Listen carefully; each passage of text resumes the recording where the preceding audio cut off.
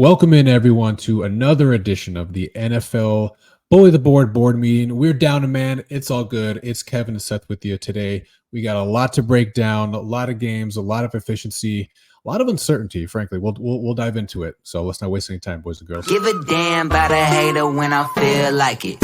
Not today, not today, not today, not tomorrow. Get out my way, please. I'm trying to get paid. Not today, not today. We are deep into it, my guy. We got 4 weeks left until playoff time. Absolutely bonkers, nuts, insano stuff. So really excited. I mean, the season's flying by. We got a lot to break down. Appreciate y'all joining us today. As always, please don't forget to like and subscribe to the video.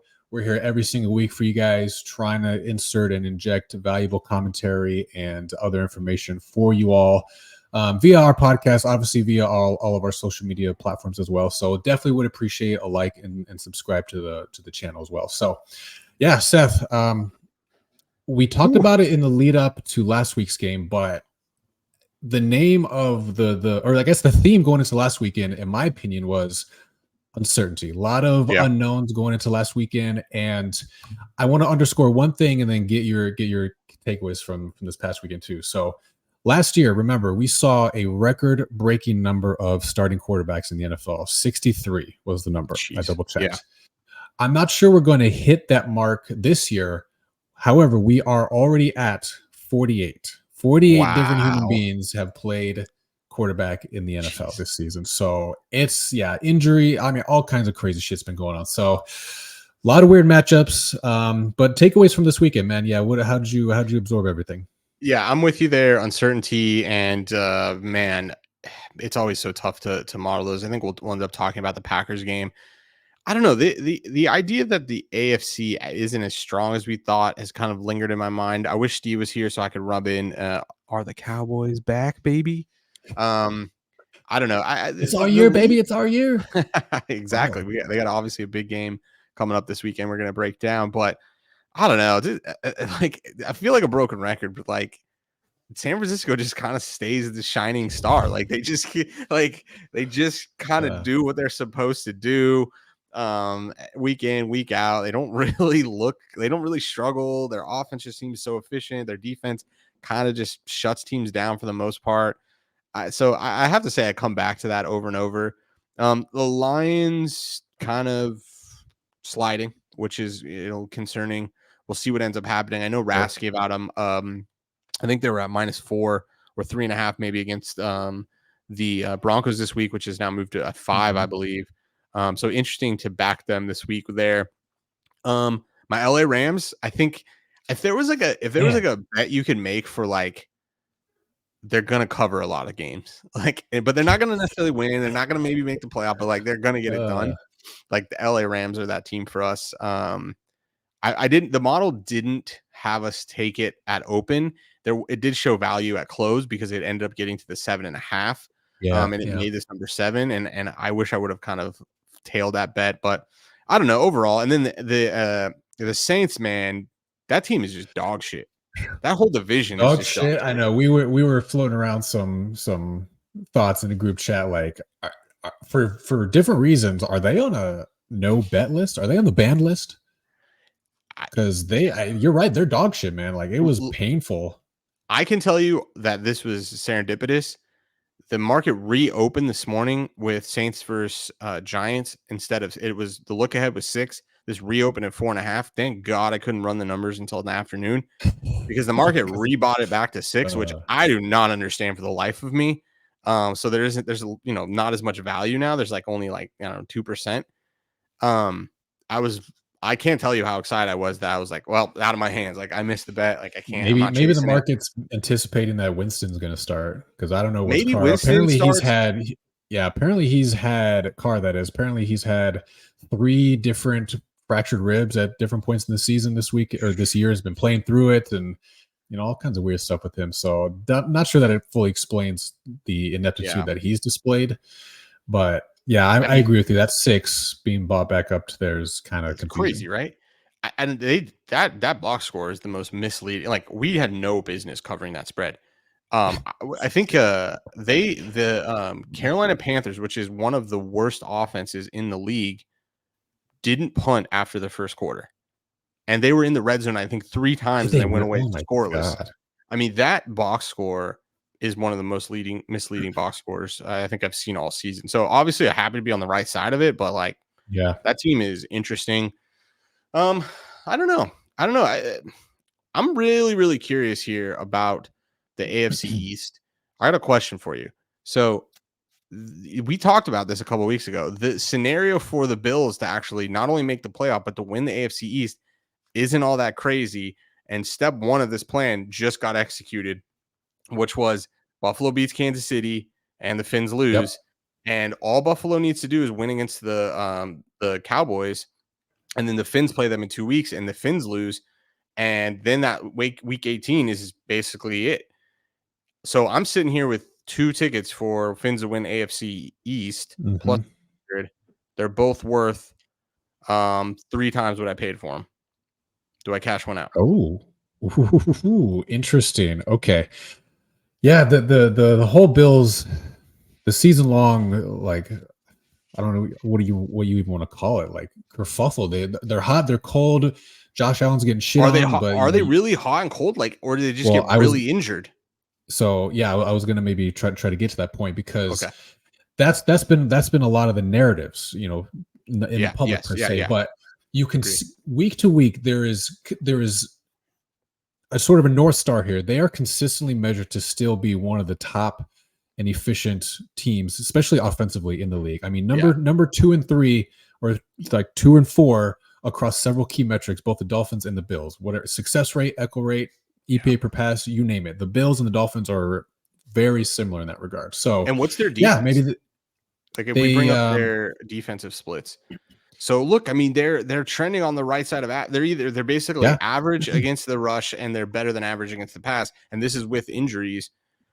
I anecdotally from listening to Rass and others, like there's money that's sharp money that's coming into back the Bills here, Super Bowl, AFC East, like, so it's like Ed Miller, close your ears here, but like the double dip method, that's why we did it. Like I think I'm gonna have to go ahead and cash one of them out, not only cover both tickets, but then lock up a little bit of profit. Like, right. I think I don't think coming.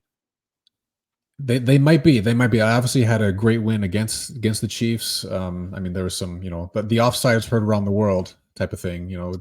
Some fluke shit happened, but nonetheless, win's a win. Yeah, I don't think that's the worst move in the world, frankly. Like that is largely, just to kind of recap or re-highlight the double dip methodology for maybe some people who are hearing that for the first time.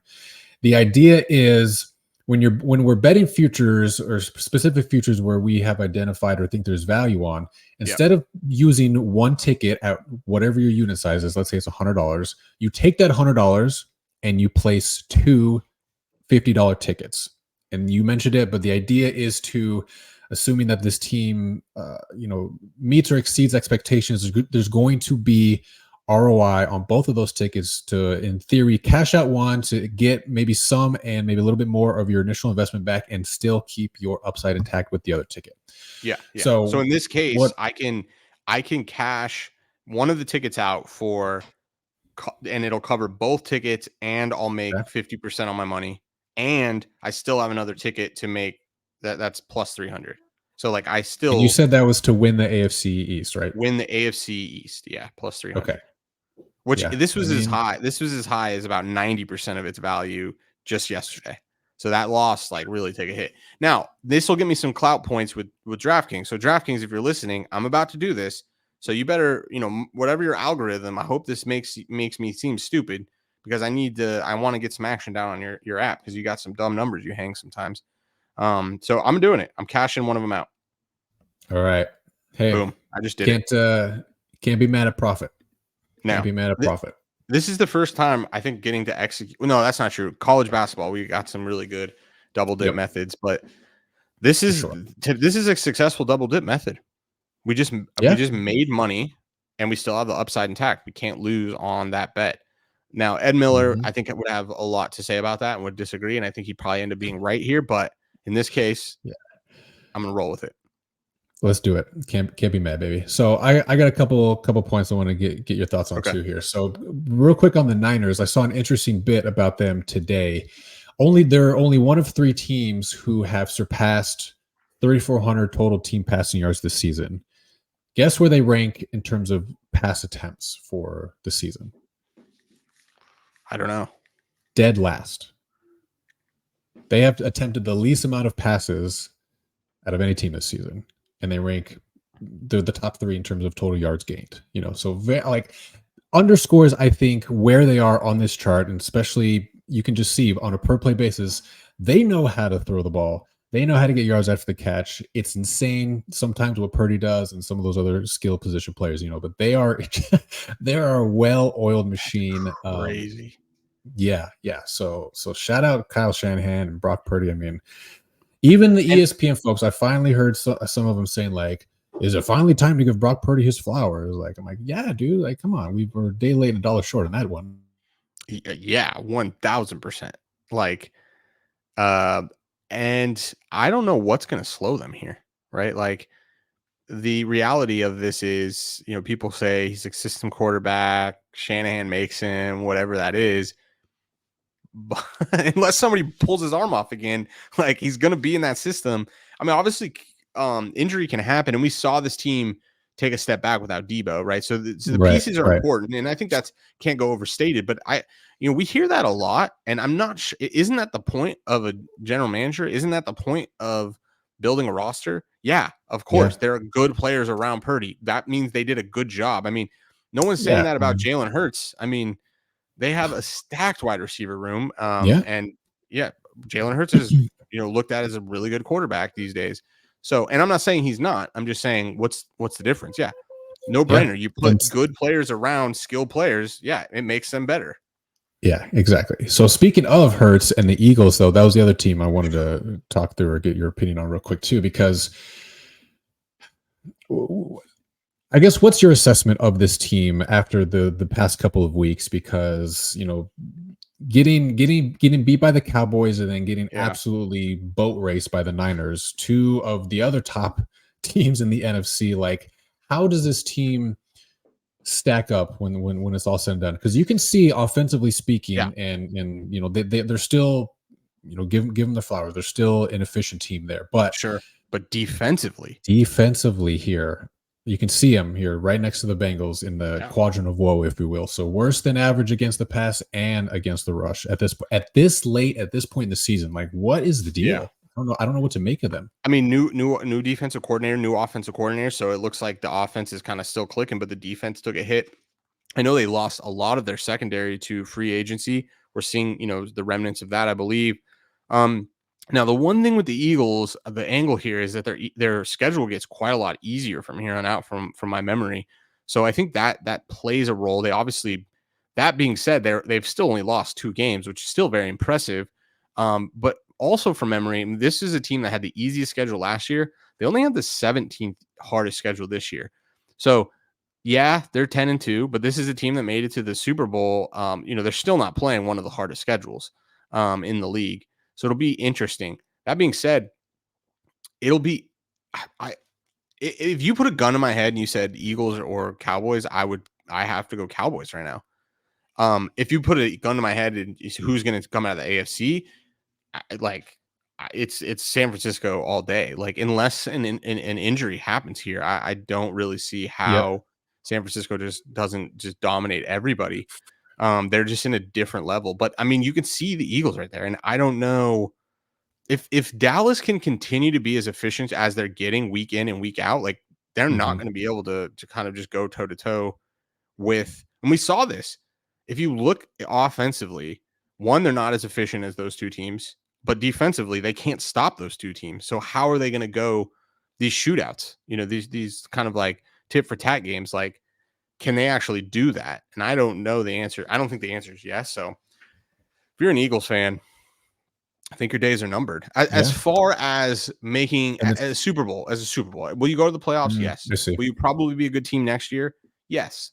You have a great franchise, a great GM. I think they'll reload here, but I don't know. I mean, this team does seem to be a step below what they were last year. And this is a team we were high on last year. And we had Super Bowl tickets. I mean, it just doesn't seem like they have the pieces. And I hear that. Oh, yeah. I have one. Okay, so one other one that I was going to say, and they've done it now with, correct me if I'm wrong, I think 4 different starting quarterbacks. The Cleveland Browns. All right. So we thought a couple weeks ago that their over win total was DOA. You know, we were about to call it. But then they signed Flacco. I think everybody was. Yeah, fair enough. I mean, they signed Flacco, and he's frankly balled out the past couple of games that he's gotten the opportunity. You know, so yeah, it's been Flacco, Watson, DTR has gotten start, and PJ Walker, right? Yep. Yeah, that's crazy. Yeah, so, I mean, Stefanski said that Flacco is going to be the starter from here on out. So you have that. So we have over 9.5 wins. So we need 2 wins. Their last 4 games are Bears, Texans, Jets, Bengals. That's not a bad spot to be in.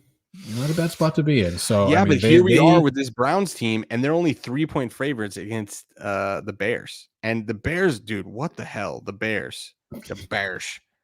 This team is confusing. Are they good or are they bad? I think they're trying to figure that out still. I'm not where sure. Are they at in the total landscape? Can't even.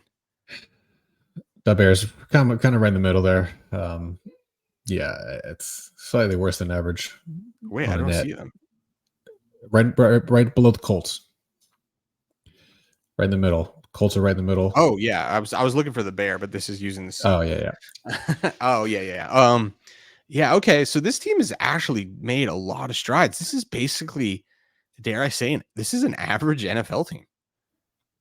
That's actually important because in my mental model, which obviously we're not using to bet, but just for what is normal, what should you expect? I mean, this team is trending to be an average team. That's actually interesting to me, and that kind of correlates with what we're seeing. They're playing average, and you know, which we're used to them playing way below average. And I think defensively is probably one of the things that Bears fans in particular, and I think certainly where you could see that they're measured to be is one of the things that's been a pleasant surprise, frankly. Obviously, getting Montez Sweat at the trade deadline was big. He's just one guy, but he's really beefed up their pass rush, their sack rate, their pressure rate, etc.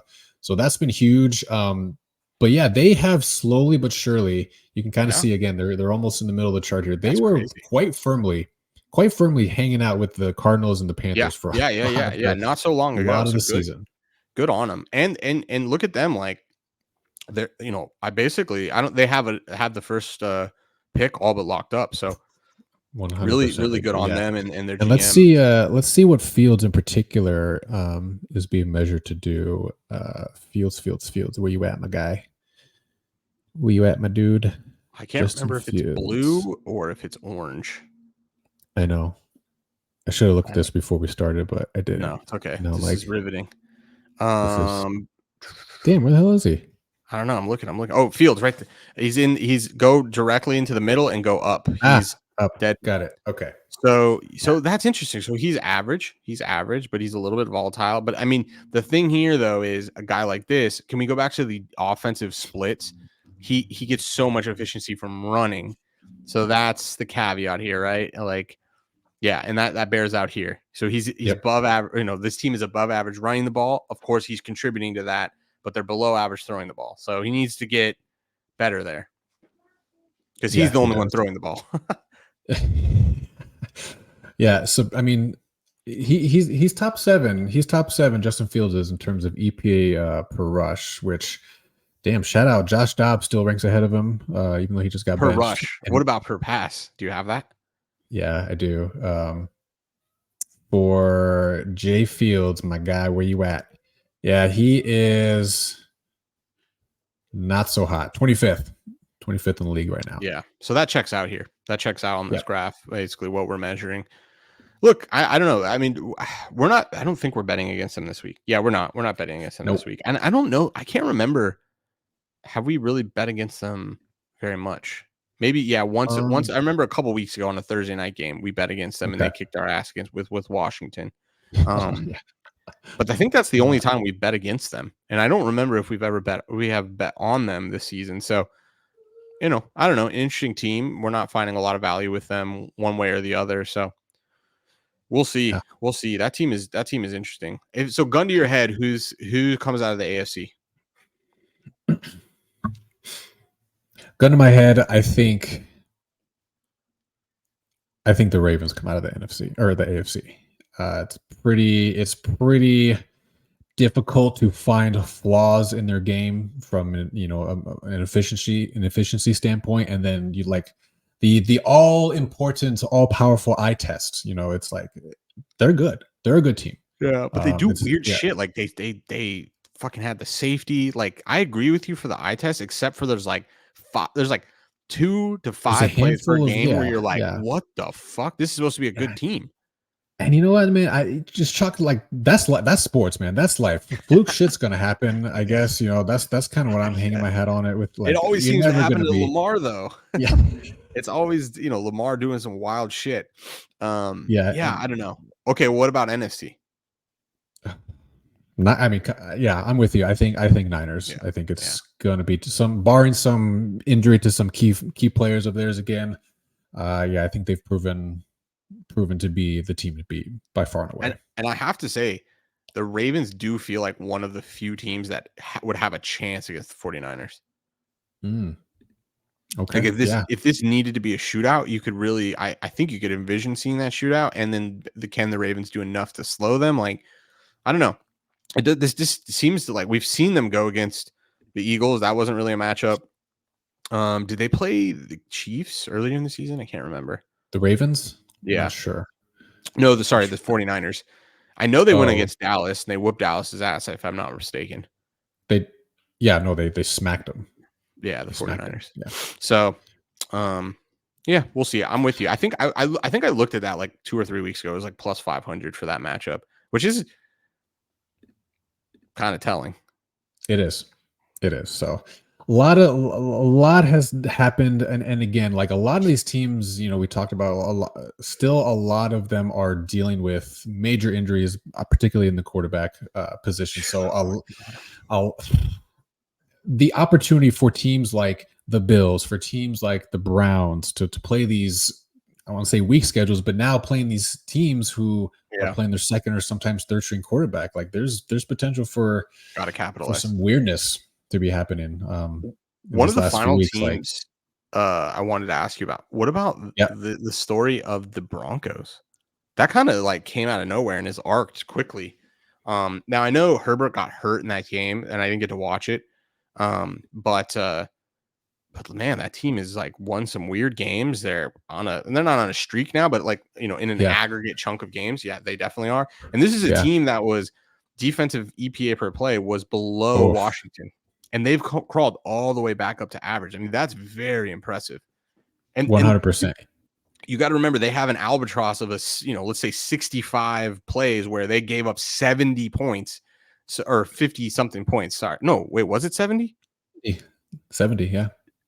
Oh my gosh. That seems even crazy now to say. Like, so I mean, that's this team without those numbers is probably in the quadrant of elite. Yeah. We're not going to throw them out because they played that game. Like, so whatever happened. Yeah, you can't. But that goes to say how impressive the plays that they've played since then are to overcome that average is a pretty big deal.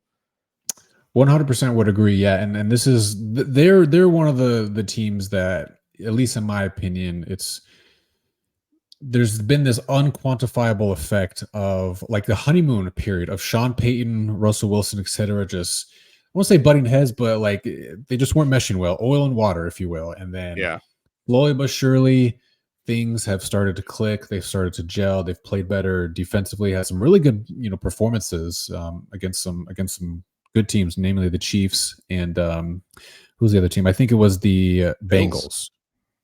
Oh, the Bills too. I don't remember if they played the Bengals, but they definitely beat the Bills. Okay, yeah. So they've I don't say made up for that 70 burger performance, but they've shown enough. They've shown enough from that time to be like, hey, that's definitely not who we were. Yeah. Right. Yeah. So I mean, in a I'm per with play you. basis, like that's just, I don't know. I don't really know what to do with that team. Like, I think they probably are average and they were playing below average and they're getting to average. I don't know that I'm buying beyond that this is a really good team and like they were just bad before. I don't know that I'm there, but very Right. perplexing. Very. I Yes. don't remember. I know we bet on them to beat the Chiefs the first time and they didn't. And they And didn't. Yeah. then I don't think we've bet on them And we since. haven't. We haven't been on the Broncos. Yeah, the model hasn't picked up on the Broncos too much this season. So Yeah. for what it's Yeah. worth. Well, yeah. All right, we do nonetheless. We have some model predictions coming up, but there are some marquee matchups, if you will, in the NFL this coming week. So we wanted Can we to take before we jump in though? Can we go to the defensive thing? I just want to. I know we haven't talked a lot about it on here, but pass funnels and the kind of what we've been doing with pass funnels. I know we talked about them, every once in a while, but we've been having some pretty good success. We unfortunately we're coming off our first loss, losing week with using the pass funnels, but it still went 2-3. But targeting those teams now, there's a really big cluster of basically the Bears, the Lions, the Bucks, and the Texans. I would also throw New England and Atlanta in there and really targeting these defenses as teams that are good against the run, but bad against the pass. The game plans for offenses that go against these defenses, they game plan to throw the ball more. So you're going to get a few more receptions. That's what we've been targeting. You could target yards, but we have had a lot of success. So, anybody that isn't either following us on TikTok or whatever, or if you want to derive these yourself, make sure you're looking at the offenses that are going against these defenses and, find some angles there because we've had a lot of success. I think the record now is 15-4. So, I mean, I don't say it's printing money, but it's a pretty strong angle. Yeah, it's been quite fruitful, frankly. And one of the ones we lost this week was Tyreek Hill receptions, and that was, you could say, largely argue an injury issue. Yeah. Right. Oh, yeah. I think he closed with 5. I mean, and he only played the first quarter and the third, not and even then half some the of the game, fourth. Yeah. So it's like, yeah. I mean, yeah. And then, I mean, the other one was Goff, and we had over 22.5 receptions, and he threw the ball 34 times. So it was a good bet. It just, people weren't catching the ball that day. 22.5 completions. I think you said receptions. Sorry. 22.5 completions, but he threw the ball 34 times. Right. So the volume was there, like you would imagine, like you would envision. Yeah, so exactly. Shout out. I mean, we'll be on the prowl for it still. It's certainly not an angle that we think has died yet, because all angles fade eventually, frankly. Yeah. But this one, I think the combination of making sure it's EV just on its own, and then combining what's the hypothesis? So we see that it's EV, and it's EV based off just basically the median distribution. But then, why do we believe this is going to even get a bump, or in this case, it will just realize that value? It's because we think they're going to be throwing the ball more. And it's not that we think that. You can measure that when teams go against these defenses, they throw the ball more. It's part of their game plan, because it doesn't make sense to run on them. It doesn't make sense to run on a team like New England half the time. You're not going to have, your success rate will be affected because you cannot run the ball successfully against them, but you can throw the pass successfully against them. So you might throw the ball 5 extra times. Yep. All makes sense. Shout out pass funnels. All right, how about it though? There's a couple of good matchups this coming weekend here. So let's talk through a couple of them. First one up, Eagles visiting the Seahawks. So our number says it's 4. Opener was at 4 as well. So I think that's largely where the market is hanging around right now. Pinnacle is hanging at 3.5 at the moment, but 4 is across the board otherwise. We kind of talked about it a little bit, Seth. You can, the conundrum, if you will, of the Eagles and what they're measured to be versus, eye test, things like that. Just in a vacuum, comparing these two teams, you look at this and say, oh yeah, Eagles by 4, right? No, well, I mean, I don't know, not so fast, right? Like, yes, the Seahawks on the flip side, nothing to write home about. This is another kind of confounding team to me. The Seahawks are. Yeah, I would agree. And with Drew Lock, more than likely. That's right. I forgot there's a quarterback issue in this one, and there might be weather considerations in Seattle as well this coming weekend. I haven't looked into that yet, but that could be the case. So Philly is just better in every single category. I mean, no matter how you slice this. Their success rates are similar, but look at their echo rate. I mean, that's pretty stark. pretty, red zone efficiency. I mean, that is a big difference in success rate. Eagles are much more efficient in the red zone. I mean, but this is not surprising to me. Yeah, it may perceive that, but like to cover by 4 is, in order to cover the 4, you're winning by more than a more. You need 2 field goals or a touchdown. Yeah, exactly. Like it's this awkward football number, right? So I'm not surprised that the value standpoint is here. So yeah, you may think Eagles all day, and you may very well cover this, but right, you got to be right more than 52.4% of the time. To me, it doesn't. I have to say, this doesn't feel that crazy. It doesn't. Now that being said, someone at Pinnacle does think that for the Seahawks is too many, and maybe that's an angle there. Maybe someone knows something about Geno.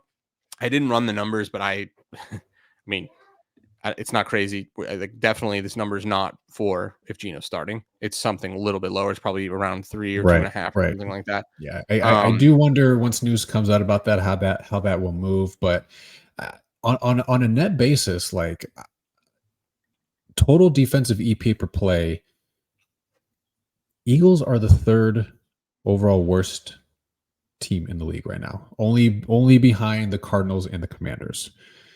And that bears out here. I mean, if you look at these, these teams aren't that different to one another. Yeah, and we don't think of the Eagles as a bad defensive team, but they are this year.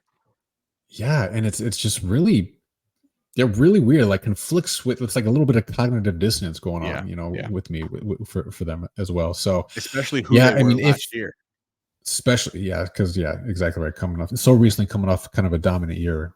So if Geno Smith starts, I think our model assumes lock, correct? Yeah, it's assuming lock. And from my understanding, it was reported that Geno was going to be out for multiple weeks. So I don't think this is a question mark, but obviously anything can happen. And Geno, I would say, is kind of an enigma with the stuff. He's fallen from he's risen from the ashes many times. So maybe he makes it come back. I don't know. Yeah. I doubt that this will lead, no matter what, even if that changes the new number. I doubt we'll end up with value here betting this, which I'm a fan of. I don't really want to bet on either of these teams. I have to say, based off of go ahead. Oh, I was just gonna say, based off the performance that we saw 2 weeks ago against the Cowboys, and then they did an all right. Drew Lock did a pretty good job against the 49ers. Our model made that. See if he's got enough. If he has enough sample size here to be.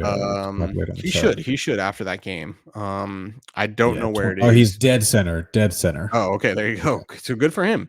So he played average, and quite frankly, that kind of bears. He covered the 13 and a half spread, and from my understanding, I think that ended up closing at like 16. So I mean, that number got quite inflated. Our number made it 13. And so I guess maybe we should have been a little bit more attentive, because that number just got a little too out of hand for what Seattle can do on offense. This team can score. No, if ands or buts about that. So we'll see here. Yeah, I mean, if you're the Eagles though, defensively, no value. So stay away. But I like the contrarian view here. I like the contrarian. Like, you can see there's downward pressure at Bookmaker, and Pinnacle has already taken the 4 out. Like, I don't think that that's crazy here. I don't. This to me feels like Eagles win by a field goal. Yeah, interesting. My last point was going to be, if there's ever going to be a week to try to refine the footing, get right, if you will, reclaim some of the dominance, it's against backup quarterbacks. That's true. That's a really good point. So how that bears out, we'll see. I mean, I'm going to keep my eye on the market on this one, see what the market does, but by and large, probably not going to be value on either side, no matter what happens. Yeah, I'm with you there. This one is an interesting one. This one is really This one is very interesting. All right, we got Bills and Cowboys. Our number says it's 2 in favor of the Bills. Opener was at 1.5. So yeah, all right. You felt like you were ready to fire off with something. Why is it interesting? I'm not ready to fire off. Just that, like, I just can't wait to watch this game. I'm kind of really excited that the model doesn't have a pick in here, because I can really see, like, if the Cowboys can continue to be this dominant team offensively, and just hang on defensively, like I think they can win this game. That is not a foregone conclusion. This is usually the game that the Cowboys pack it in and get blown out by the Bills. The Bills are getting some health back on defense specifically, but you can see where the edges, it's all over the place. If this is unlike that Philly game, the edges here are, they're not each team has their strengths in this game, and I don't know. I'm just excited to get to watch this game. What about you? Yeah, from the fanboy perspective, 100% agree. Yeah, this should be a good game by all accounts. I think we're at that time of year again, and it's a little early in the week to kind of try to forecast everything outright, but there's possibly other weather conditions playing into this one. I don't know what the total is. I haven't double checked that, but that I don't know. This one for me, if there's going to be a game where Josh Allen can sort of reignite or reinsert himself into the top 10 quarterbacks in the league conversation, because people again have been doubting him, I think unjustly so and undeservedly so for a lot of the season. It's gonna be against this team, against a very good, very dominant Dallas defense. I would expect, not expect, I should say, but it would not surprise me if Josh Allen comes out and balls out like the top 2 or top 3 quarterback that he is in the league. Now, on the flip side of that, Dak Prescott is right there, like 1A, 1B. I think Prescott and Purdy are co-favorites to win MVP at the moment. Josh Allen is not actually too far behind them in terms of the odds. To our point earlier, if they can go on this little run, if they can maybe somehow win the AFC East, that would do a lot. Be surprised. That would do a lot. Do not be surprised to see his name start being floated around in the conversation for MVP again. So, AKA, take it now if you think it can happen. AKA, yeah, if you think there's value, if you think it's going to happen, now might be the time. Yeah. The one thing with the Cowboys that they still in this run have not figured out is they look at their echo rate, but then their red zone success is one of the lowest in the league. Like, they get into the red zone a lot, but they do not finish drives. And I don't know the trends over the last couple of weeks if they've been doing a little bit better, but this team does stall out in that 20-yard line and closer. And so that's something they're going to have to fix, especially when they're going to play one of the elite teams like the Bills. Like, I don't know. This is interesting. This is, money's coming in on the Bills here to move this from 1.5 to 2.5. So we'll see. Yeah. I'm gonna look at to see what the total is real quick. So 50.5. All right. Yeah. I was expecting some points. So that would mean that, I was going to say the weather's probably not, they're not, at least wind, maybe cold, but wind isn't looking to be a factor here. So we'll see. And this plays to some potential weakness for the Cowboys, right? Outside game. Obviously they play in the Dome in Texas. So I don't know. I'm really excited to see if the Cowboys are legit or not, because this is the game where if you've been thumping the Cowboys are the Cowboys, they're just going to suck. Like, they play good teams and they're just going to lose, but they beat up on bad teams. Then it's the same broken record here. But this is the chance where you say, well, okay, but they beat Philly, but they beat the Bills, right? So we'll see. We'll see what ends up happening here. Yeah, I agree. All right, we got one more. This is a Saturday night game, right? I think. There's games a couple days this week. I know. I'm so excited. Games. We got Ravens and Jaguars, baby. Our number says -5 Sunday in favor night of the Ravens. Sunday night, shout out. Ravens, Jaguars. Again, our number says -5. Spread was at opener at 3.5. So value, a little bit of value on the Ravens side. You got them at plus 100, -3.5. Plus 100. Yeah, I don't know. Like I said, I was asleep at the wheel on this one. I was not able to lock it in, because you need to get you need to get at those 4%. Numbers. If you want 4%, yeah, because basically you're getting at 50-50, 54% implied probability of covering. So you can get a 4% edge. And this is the tricky thing. Like, maybe we should do it, but the benefit of betting at a market maker, right? Circa has this at 3.5 plus 100. Pinnacle has this at plus 105. I think this is imminently moving to 3.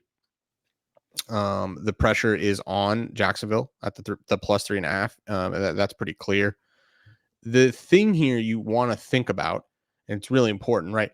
If you were going to cover a 3.5 spread, or you're going to cover a 3, you have to win by more than 3.5 in either of those scenarios. So your percent to cover or to win does not change. But what you do when you go from getting a 3.5 to getting a 3 is you convert some of your loss probability to a push probability, but it does not change your win probability. I can't make that, I want to make sure people understand that. So it may feel nice and cozy that you get a 3. It won't do anything from a covering standpoint. Now, if it moves to 2.5, okay, that's a huge bump. Yeah, it's a huge bump in your cover percentage from winning that bet. But if you get a 3.5, so point being, I'd rather have a plus 100 3.5 and have to be right 50-50 than a minus 110 3. Right? It's just, so that's kind of the logic here. Yeah, this one's interesting for a couple of reasons. So Trevor Lawrence, I thought this dude was going to be out like multiple weeks after that ankle injury. He ends up not missing even one game. So shout out Toradol or whatever they shoot people up with these days. Because man, I don't even know if Toradol can do that. Toradol, I don't know if Toradol can do that, but I don't know. You would know better than I, but I joke. Nonetheless, he comes back against the Browns, struggles. He throws 3 TDs, but also 3 picks. Not incredibly efficient, but still hung in there. Threw the ball 50 times. So and they almost I didn't get to watch that game, but from my understanding, they almost came back to they caught it within a possession and they went for 2. So it could have been a cover. Yeah. I didn't get to watch that game, so I mean, it wasn't. Yeah, that game was on here locally. There was weird moment, weird kind of game. Definitely fell under the umbrella of uncertainty, as we described this past weekend, because didn't know how he was going to play coming off the injury. How much is there any lingering effects still of it now? I would doubt it, considering he played the full game, no issues, seemingly at face value last week, but.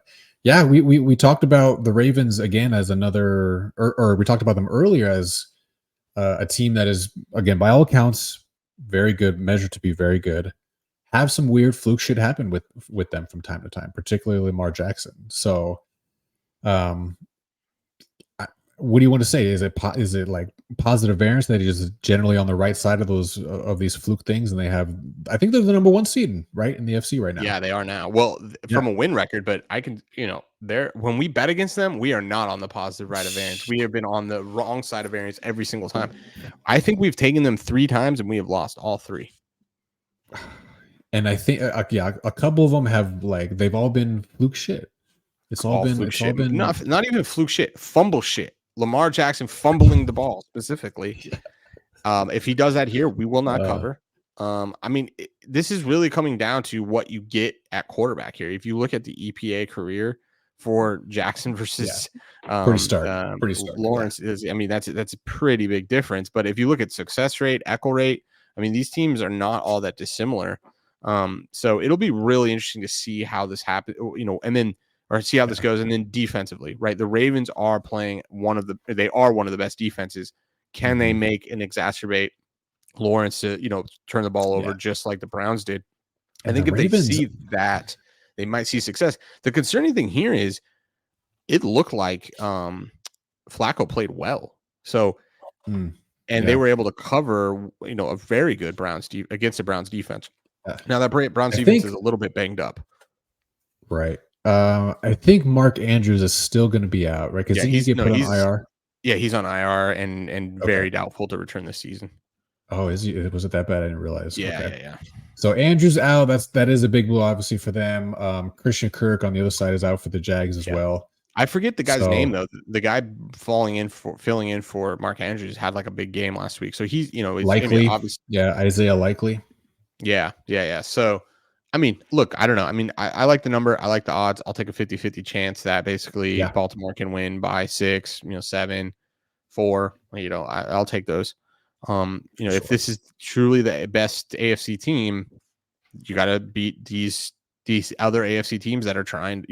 Jags are trying to get in the playoffs, right? They need this win. So they do. Yeah, they're in an interesting spot too. They're not it's not a guarantee for them to wrap up their division, because Texans have definitely punched up this year, And even though Stroud might be, I don't know, I haven't heard any updates on his injury status, but yeah, if the Jags don't win and Stroud comes back and they play well and beat whoever they're playing, like, yeah, watch out.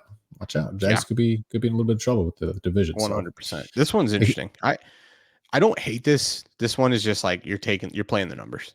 And that kind of sucks. But whatever. Roll Tide. Yeah. Roll Tide, baby. All right. Let's look back real quick. We talked about it. I'll beat a dead horse again, if you will. But when we went through this card, when we evaluated what the model put out for this past weekend,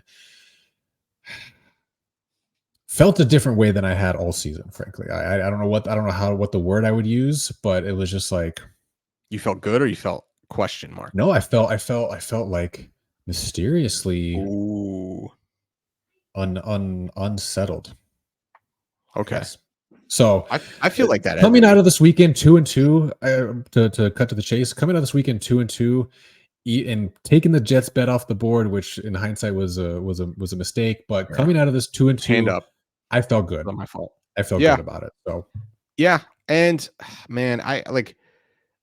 I'm like, I don't know. There's still a process here, and I shout out to all the people that bet the Packers. I guess I feel like I'm accountable to that because, well, one, the number wasn't 12. I mean, we went into depth on here talking about it, but yeah, I know how much noise was in that bet, and it's like, maybe we should have just refrained from just even giving it out like as a bet.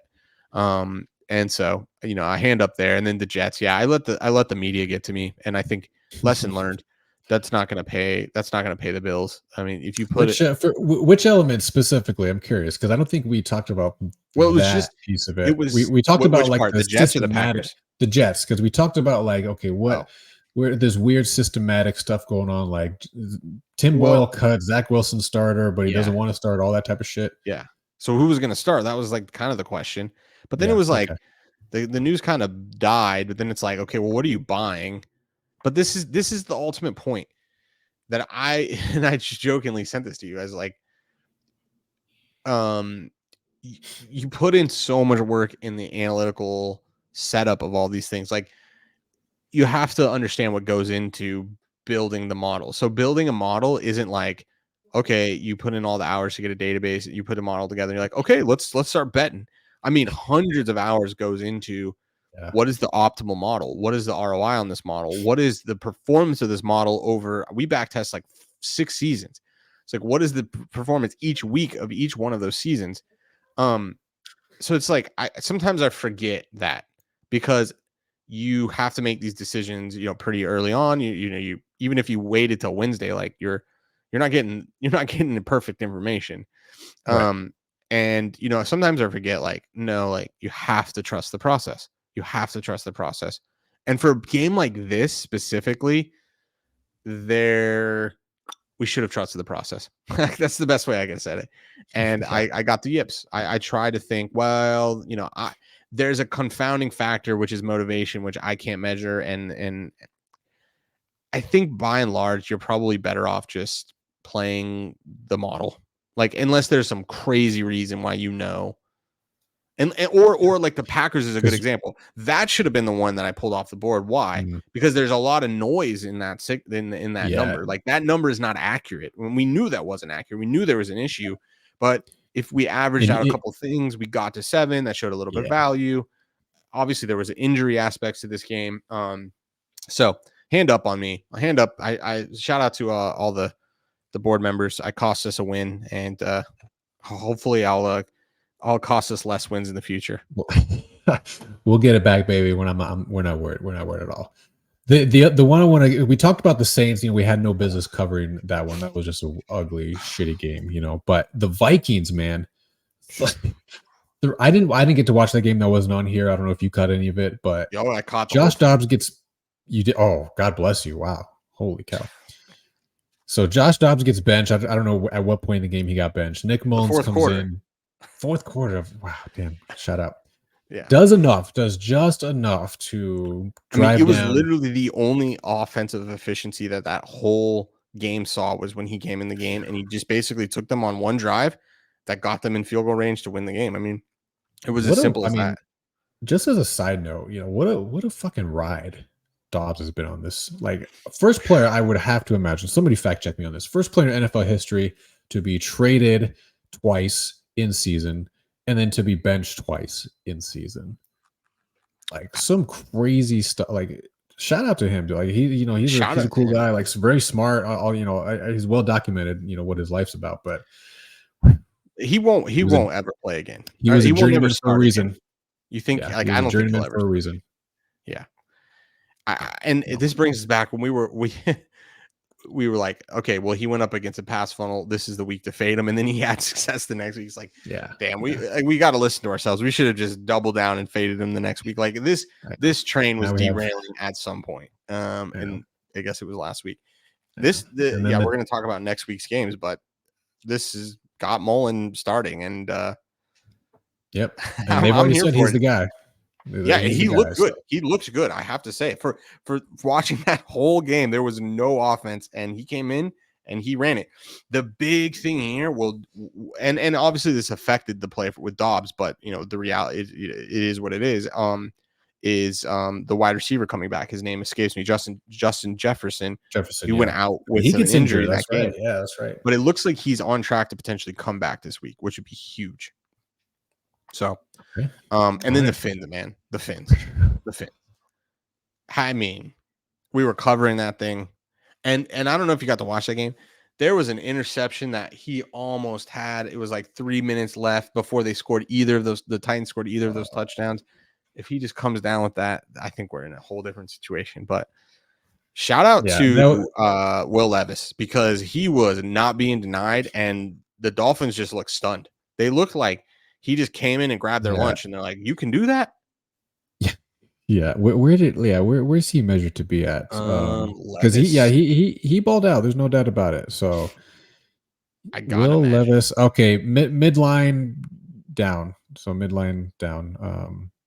He's below the Kyler Murray, Tyler Terry. Yeah, on the median EPA per play. So straight down on that line. Oh yeah, there he is. Yeah, so his name his data point is actually on the positive. Oh yeah, okay, you're right. Sorry about that. Yeah, you're right. So no, but you're right. Like, but yeah, so he's so good for him. He's quadrant of elite. He's consistent. Do the Titans have their guy? Based off, if you're asking the Dolphins, they do. I mean, it was embarrassing. It was embarrassing.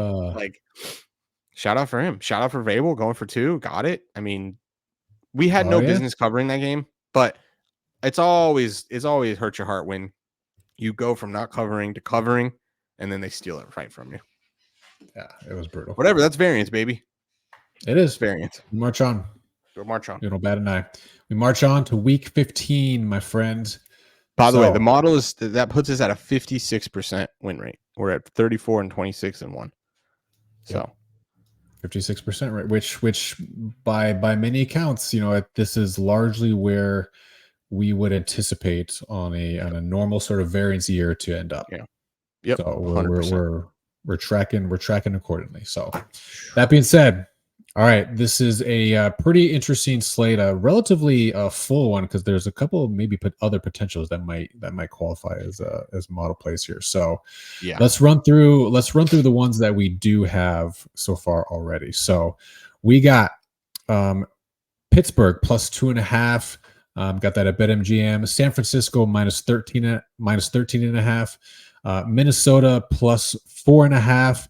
A 4 is also okay if you were able to get it. Baltimore minus 3.5 at plus 100. We talked about the odds and needing to get it at that level as well to hit 4%. And then Tampa Bay plus 3.5 as well. You can lay the juice or get the juice it up if you need to up to 120. And it'll still meet the EV criteria, but no EV at the plus 3. So that's what we got so far. Like this to me is my like send off. Like, I love this card. I love it. Every bet. And I'm so excited. You Saints. Why, you're gonna say, well, what about the Saints? We weren't able to get the 4.5. There's only 6s available. We ain't betting it. Thank God. In Carr, we do not trust. I love this bet. The only other one that's available is Finn's 8.5. And I don't know if you can check. This was at 12 and this reopened at 9.5. and then it got bought down a little bit this afternoon to 8.5. I think there's some uncertainty with Hill, obviously, although he played, but it was very confusing. And then the center went down. Obviously, that's a huge deal. Now, they had a couple of guys on the offensive line go down. They were playing with the makeshift O line with the Titans game. So yeah, opened at circa opened at -11. Got bought to 12, closed for a little bit, jumped then to that 10. Was the look ahead. I think it reopened this morning. The consensus 9.5, if I'm not mistaken. So today opener was at 10, and then 30 seconds later got bought down to 9. Now it's at 8.5. So it is an 8.5. It's been we make the number 10. So this one's weird. And to your point, this has like remnants of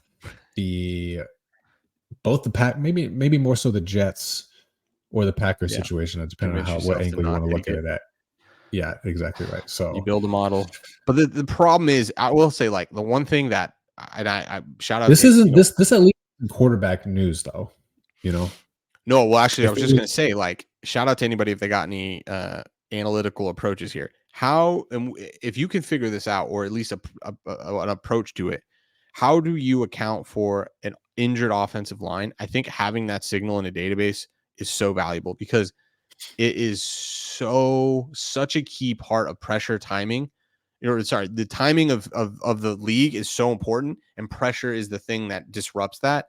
And we saw that last night with Tua. Mm-hmm. So if you can somehow figure out how to model that, I think that's such a strong, I would imagine it's a very strong signal. So that's one of my things to try to figure out in the offseason. But yeah, I know Sumer Sports does something where they have rankings, and they rank the offensive line as a group based on the starting 5, and you can get EPA and EPA above average with that specific combination. But how you account for if injuries happen or when they happen, and what those new combinations look like or whatever, that's a great. Or if it's a new combination that you haven't seen before, like you don't have any data.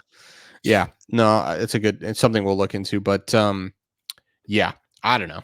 But if it ends up just being those 5, Steelers, Niners, Vikings, Bucks, Ravens, I'm happy. I'm a sucker. I love the Buccaneers.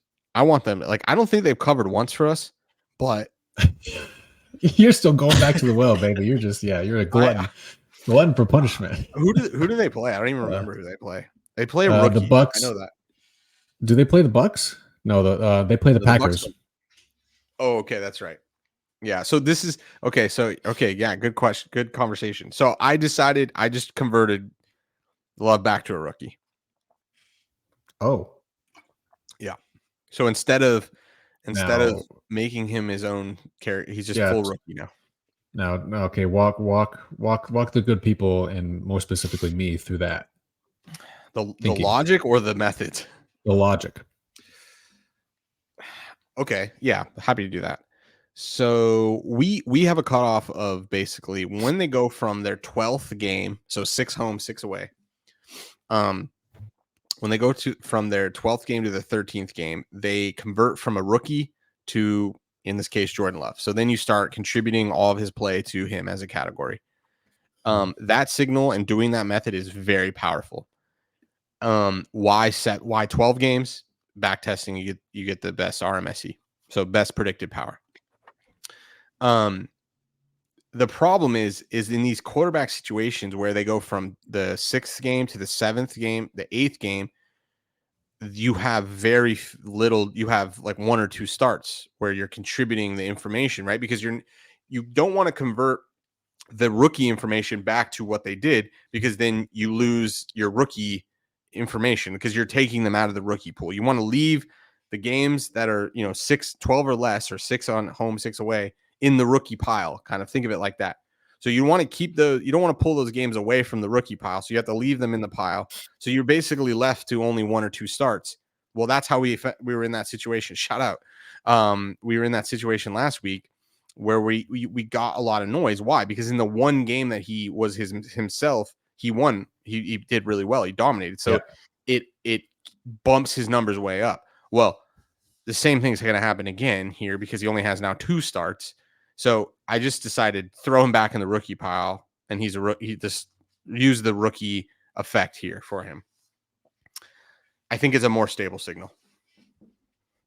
Is it 100% correct? No. Yeah, I mean, right, but nothing in the model. It's either that or noise. So I think this is less noisy. This is less noisy in my opinion.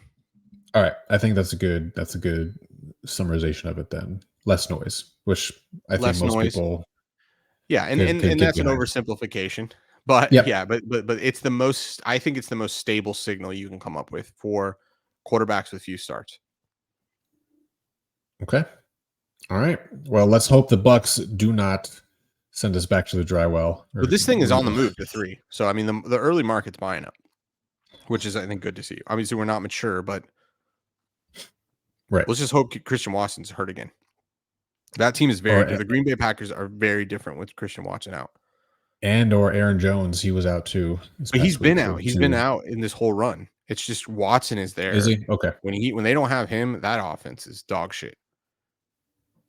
Okay. So, but I mean, even if he does play, it's still bad. All right. You feel great. You feel great about it. I feel 4-1. 4-1. 4-1. 0-1. Shout out. And the 1 is going to be Trubisky. I think the models like Trubisky's just. We'll see. I mean, the big thing here is 2 key linebacker and then Watt. We're both in the concussion protocol. You get both of these guys back, and they're going to start. I think this number comes in our direction. Okay. I need to see more of Trubisky. We have not seen him do very well. Yeah, I would agree with that. I kind of feel the same way with the Vikings pick though, because not necessarily because of Mullins, but on the flip side, what Jake Browning has been able to accomplish in a relatively short amount of time. Yeah. But that Vikings defense is fucking doing work. I mean, go to the efficiency landscape. This defense, I think, is in the quadrant of elite. Are they? Oop, that's offense. Defense. Yeah. You are right, my sir. Right? Like, they are fucking playing out of their minds. They could do. He's a rookie. Like, let's not forget. So, and we saw what they did against Aiden O'Connell. Like, and I'm not saying they're the same. Sure. And the skill level on Cincinnati is what I think is allowing, and elevating that play. But I think there's a game plan here for success. I'm with you. I don't think it's you talk about modeling with unknown. I mean, we're modeling 2 rookie quarterbacks here, right? Right. We have very little data on both these guys, very few starts. And the Vikings numbers on offense are inflated. They're less inflated than they were. Shout out Dobbs, because he came in and, normalized some of those numbers. Right. But, the way that this offense runs with Cousins is very different. I still also think it's a huge deal if you get Justin Jefferson back. That's a huge bump offensively. 100%. Yeah. So what I'm picking up on a little bit here is that could be a little bit, I want to say noise with all these, but similar themes with the Steelers game, with the Vikings game, with the Bucks game. Who do the Steelers to a lesser extent? The Steelers play. No. You got like 40 plus starts for both those guys. So no real noise. I guess Trubisky does have a lot of. Yeah. He's a journey. Okay, maybe not a journeyman, but yeah, he's got a lot of starts. So pretty stable. Well, then I amend what I was going to previously say, but I'll loop in the Steelers in with this case. So the Steelers and the 49ers are in a different scenario here. Purdy's got 11 starts now, so almost double what the after rookie category. So we're getting to stable for sure. I am probably going to fight the urge as the week goes on, and I'm going to obviously be watching the market closely, but I almost want to double dip on both of those, on both the Niners and the Steelers. Like, go a little bit irresponsible, frankly. What about the Steelers bet do you like?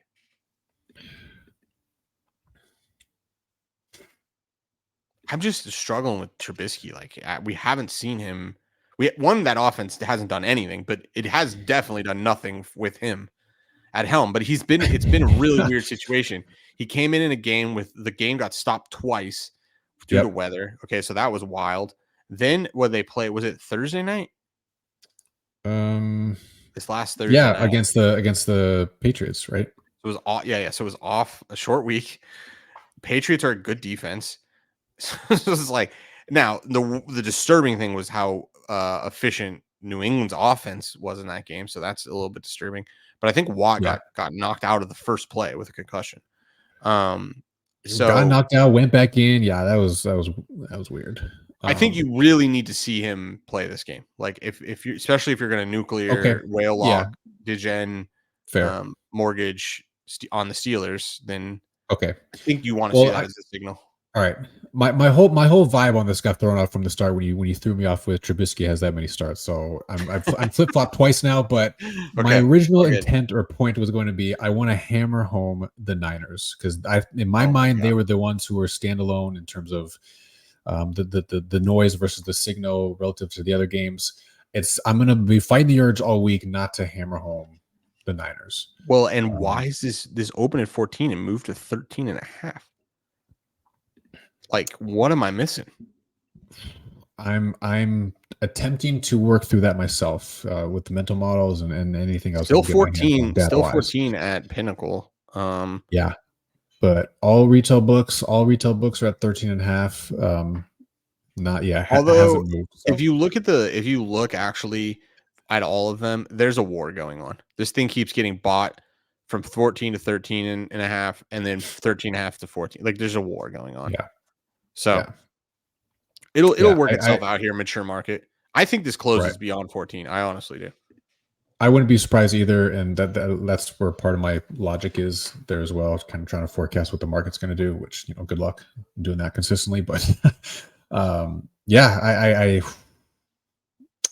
with you top to bottom. I like the slate a lot. I like the card a lot. I think the value is evident in many respects, but with the exception of the Vikings, for me is the only one that really is like, ooh. Yeah. I think you get Jefferson back. I think that makes that bet even better. But I don't know if I was able to get a 4.5. I don't think there are no longer. I think there's this is now at 3.5. I believe. Actually the numbers are on there. Oh no, we didn't do that for these. The number for Vikings. Yeah, 3.5. 3.5. Yeah. So this has got bought up. So I think that's a good signal here. It's a good signal for sure. Good early signal. Yeah. Let's hope we can get a 3. Let's get a 3. Well, even if you got a 4, you're still in. No, I didn't get even a 4. That's what I was saying. I was like, I was really sleepy. Yeah. Sheesh. I don't know what the hell I was doing. Yeah, dang. Call you DraftKings. Shout out. Oh man. All right. All good stuff to come. Again, I would say from a 30,000 foot view, still a lot of uncertainty with the NFL in terms of like quarterback playing and injuries and division races to be settled. So going to be another week closer to figuring out all that stuff. So we'll be here for it. We'll be here for it all the way. So shout out again to everyone listening to us. Appreciate y'all being with us. We'll be back next week. Stay tuned. Till next week. Good night and good luck, everybody.